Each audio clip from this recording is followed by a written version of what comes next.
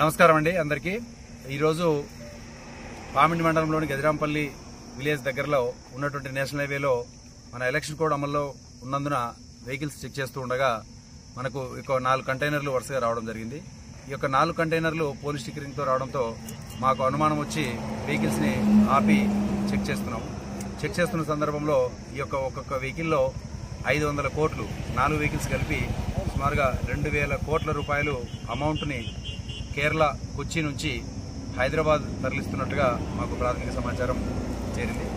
ఆ తర్వాత వీళ్ళ దగ్గర ఉన్నటువంటి సిబ్బంది దగ్గర ఉన్నటువంటి యొక్క డాక్యుమెంట్స్ అన్ని వెరిఫై చేసి మన ఎఫ్ఎస్టీ టీం భాస్కర్ ఇన్ఛార్జి గారు ఉన్నారు, ఎఫ్ఎస్టీ టీంకి ఇన్ఫార్మ్ చేశాము.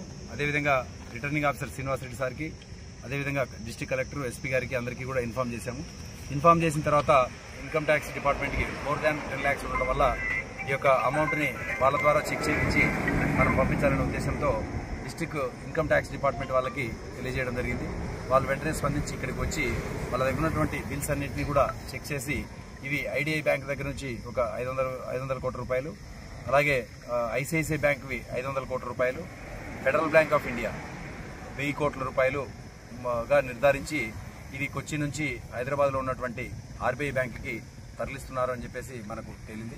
సో ఈ ఆఫ్టర్ వెరిఫికేషన్ తర్వాత మనం ప్రాపర్గా పేపర్లన్నీ బిల్స్ అన్నీ ఉండడం వల్ల వాటినన్నింటినీ కూడా ప్రాపర్గా ఎస్కార్ట్ తోటి తీసుకెళ్తున్నారనే ఉద్దేశంతో ఆఫీసర్లకు ఇన్ఫార్మ్ చేసి ఈ యొక్క అమౌంట్ని రిలీజ్ చేయడం జరిగింది.